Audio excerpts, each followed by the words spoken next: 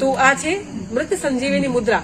અથવા કોઈને એટેક આવી ગયો, સમજી તમારે કોઈને ખબર પડે એને કંઈક પ્રોબ્લેમ થાય છે, એ વખતે તમે ડોક્ટર સુધી પહોંચો ને તમારા સુધી ડોક્ટર પહોંચે એમાં કંઈક સમય નીકળી જાય, એ વખતે જો બે જણા હાથ પકડીને આ મુદ્રા કરાવી દે, એ વ્યક્તિનું આયુષ્ય બળવાનું હોય તો 110% એ વ્યક્તિ બચી જાય.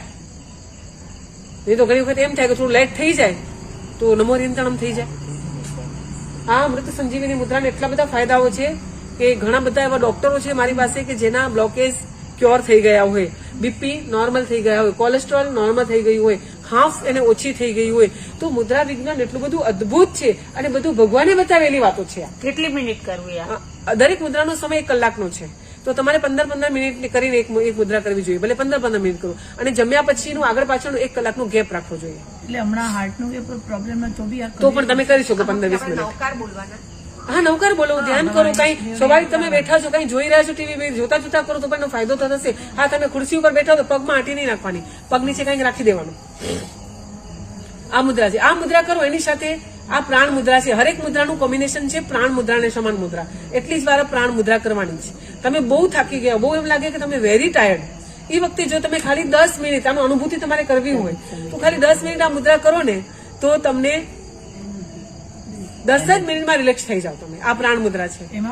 એનાથી એમ જ ઓલી બાજુ રાખો છો ને, ઓકે. હા, આમાં આવતું જ નથી. આ પ્રાણ મુદ્રા છે. છેલ્લી 2 આંગળી અને અંગૂઠાનો અગ્રભાગ છે એને ટચ કરાવવાથી પ્રાણ મુદ્રા બને છે. બાકીની નોર્મલ હળવો પ્રેશર છે. હા હા, બંને આંગળીની વચ્ચે એકદમ આ અગ્રભાગ હોય ને એનો ત્યાં જ ટચ કરાવવાનું છે અને નોર્મલ પ્રેશર, હળવો પ્રેશર. અને તમે આમ સીધી રાખી દો, કરોડરજ્જુ સીધી રાખો, સીધા બેસો. આ મુદ્રા કરશો એટલે થોડી જ વારમાં તમે રિલેક્સ આવશે. અચ્છા, જેને બ્લડ સર્ક્યુલેશન ન થતું એ પણ થવા લાગશે, જેને હિમોગ્લોબિનની કમી હોય એ પણ થશે, જે લોકો ઉપવાસમાં બહુ થાકી જતા હોય, ઉપવાસ આઈબીએલ એકાદશા ન થતા હોય, એ લોકો પણ આ મુદ્રા કરે તો એમને ઉપવાસમાં પ્યાસ, ભૂખ એ બધું બહુ ઓછું લાગશે અને તમને એનર્જી મળશે. આ એનર્જી મુદ્રા છે. બેક દુખે છે એનું બતાવો. એની બતાવો. પછી છે સમાન મુદ્રા, જેને સંકલ્પ મુદ્રા પણ કહે છે. આ આપણા જે 5 એલિમેન્ટ્સ છે આપણી બોડી બનેલું છે. જયારે આપણી બોડીમાં 5 એલિમેન્ટ્સ એટલે 5 તત્વો છે એ ઇમ્બેલેન્સ થાય ત્યારે આપણી બોડીમાં ગડબડ પેદા થાય, કોઈને કોઈ રોગ થાય. તો આ મુદ્રા કરો એટલે 5 તત્વોનું બેલેન્સ થાય. એ બેલેન્સ થઈ જાય એટલે તમારા શરીરમાં જે રોગ છે એ સારો થાય. અચ્છા, બીજો આ મુદ્રાનો ફાયદો છે કે તમારે કોઈના માટે સારા બ્લેસીસ મોકલવા છે કોઈને, તો તમે ખાલી આમ કરી આંખો બંધ કરીને તમે એના સામે વ્યક્તિને વિઝ્યુલાઇઝેશન કરી સામે તમારી સામે જ છે અને તમે એના માટે તમે આ પાસ કરો છો. તમારે રેકી હિલિંગ કરવાની કાંઈ જરૂર નથી. તમે એના માટે જે કલ્પના કરશો એનામાં થશે.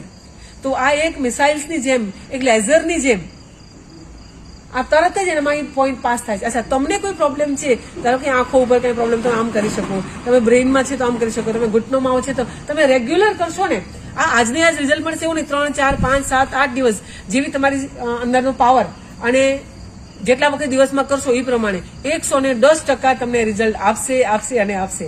આ સંકલ્પ મુદ્રા પણ છે અને 5 જે આપણે તત્વો છે એનું પણ બેલેન્સ કરશે. એટલે આ 2 મુદ્રા આગળ પાછળ કરવી જ કોઈ પણ મુદ્રા સાથે. પછી એમાં પણ આવી રીતના જ કરવાનું. હા, એ 5 તત્વોનું બેલેન્સ થાય. હા, પછી સંઘ મુદ્રા, પછી બધી બધાને જોઈન્ટ પ્રોબ્લેમ છે. અત્યારે તમે જોઈન્ટની વાત કરી.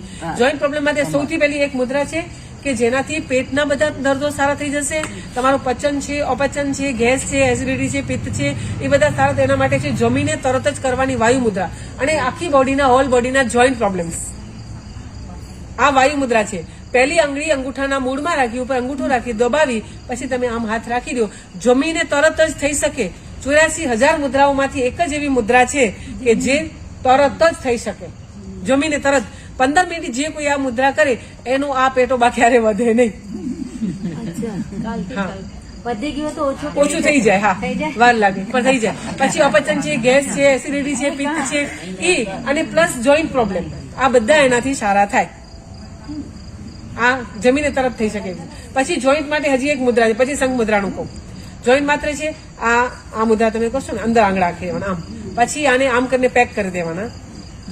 પેલા અંદર નાખી દેવાના, પછી એકબીજા પહેલી બીજી સાથે, બીજી સાથે, ત્રીજી સાથે, ચોથી સાથે જોડી અને એને પેક કરો. આમ જુઓ, વચ્ચે જગ્યા નથી. જુઓ મારી,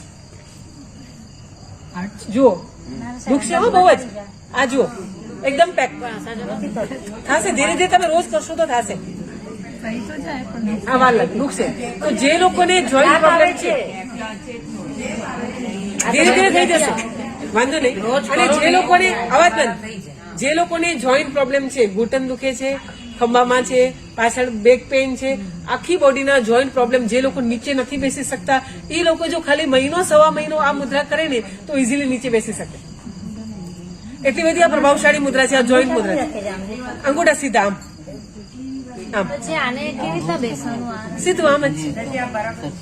હા રાઈટ છે.